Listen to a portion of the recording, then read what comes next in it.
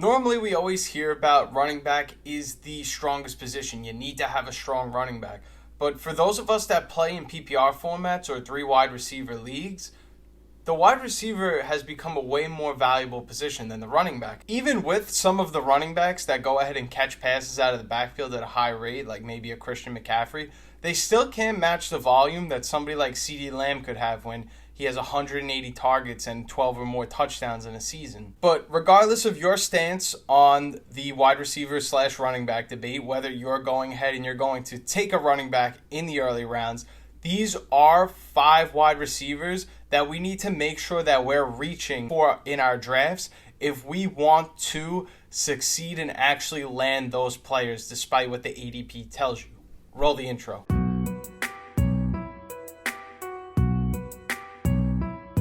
Coming up first on the list, maybe this wasn't the case around a month ago, but now the fantasy community is starting to grasp the idea and the belief that this is a top wide receiver, and that's Jaylen Waddle. If you want him, you're going to have to reach for him in your drafts this year. I definitely believe that he's worth reaching for, but considering his ADP has increased 11 spots since we started drafting in April to now, that tells you that people are willing to take him earlier than what his ADP says.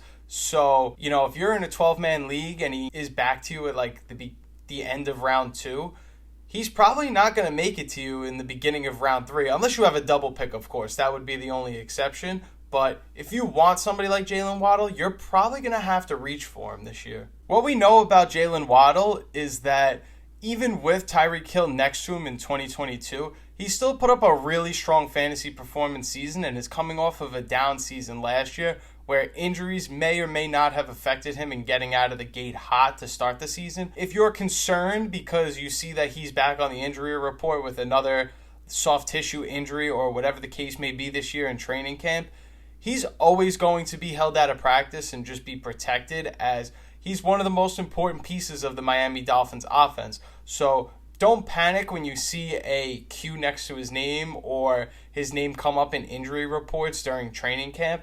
This is someone you need to go out and draft if you want him, and it's going to cost quite the price tag if you want to get him. So you're going to have to reach for him. The second wide receiver you're going to have to reach for in your home leagues is none other than Cooper Kupp, who's went up 12 spots on Underdog since we started drafting at the beginning of April. At one point, it really felt like Cooper Kupp was a value, considering you could snag him around like the round 3 or maybe even the beginning of round 4, depending on how many players are in your league. But now if you want him, you're going to have to make sure that if you're in the beginning of round 3, you're going to use an early pick on him because there's no guarantee that even let alone he comes back to you in round 4, that somebody doesn't take him in the next few picks after you. We're all aware that Cooper Kupp's ceiling, no matter where he's ranked on whatever platform you play on, has an upside of top 6, top 7, or even top 8 wide receiver overall if he's gone back to his old ways like it's been reported. And keep in mind, guys like Michael Pittman Jr., DK Metcalf, Rashee Rice, Devontae Smith, all of these players were going way before Cooper Kupp was going. And I feel like everyone's starting to realize how much of a value Cooper Kupp can be if he's going into training camp healthy this year and looks like to be his old self again. Now he's ranked ahead of all of those wide receivers, which almost feels like you could get a guy like DK Metcalf at a value.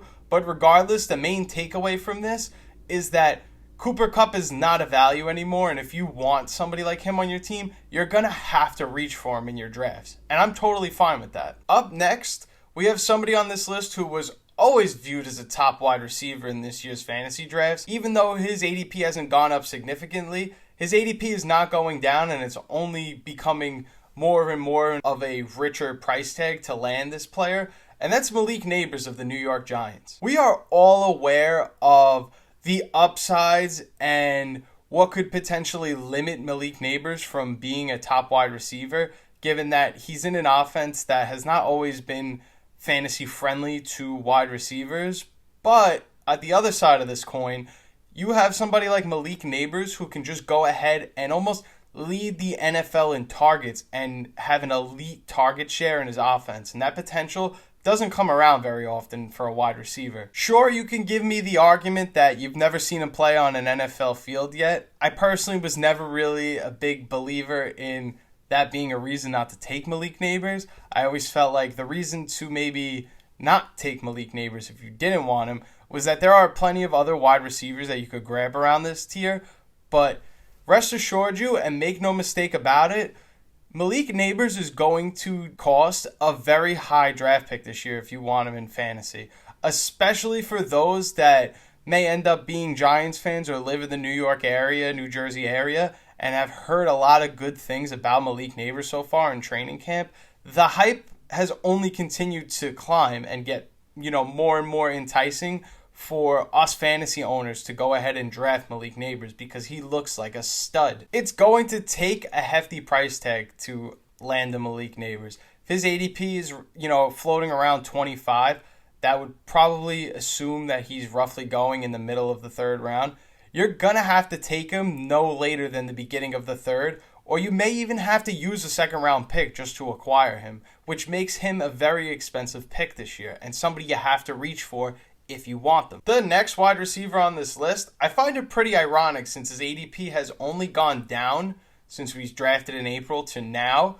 But if you want Rashee Rice, you're gonna have to reach for a Rashee Rice, and I totally think it's worth it. This is someone we worried about as maybe a potential suspension candidate in 2024, as someone that you may draft on your roster and he may end up missing games. I've spoke about it a few times on this channel, but once again, let's break down the whole Rashee Rice controversy if you missed that video already. Rashee Rice's court sentence would be the Monday after a Sunday night primetime game where the Chiefs play the Chargers. And assuming the Chargers, lose to the Chiefs, which I would expect, division game, anything could happen.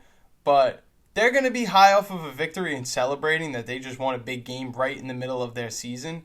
And assuming we expect the Chiefs to be a really good team, they're probably going to be really dominant, and somebody like Rashee Rice isn't just going to be like, all right, you know what?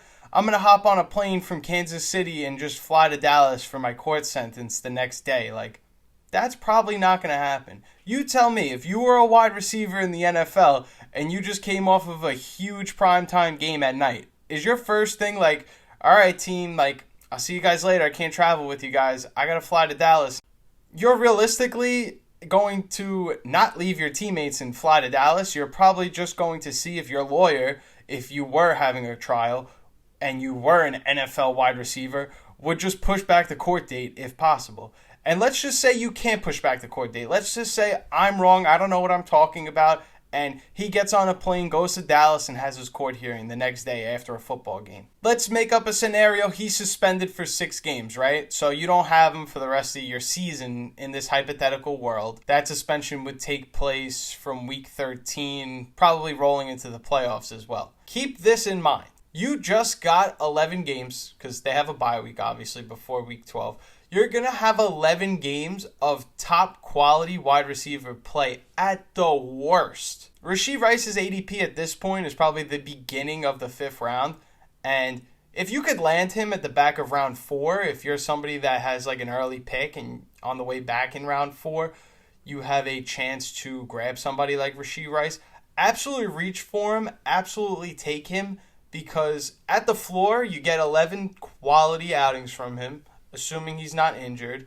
And your best case scenario is you take a guy that everyone was worried about being suspended and is not even going to be suspended. And the final wide receiver you're going to have to reach on if you want to be able to take them in the middle rounds is Amari Cooper. And I'm going to tell you why I don't advise reaching for Amari Cooper. His ADP has gone up since the beginning of April when we started drafting.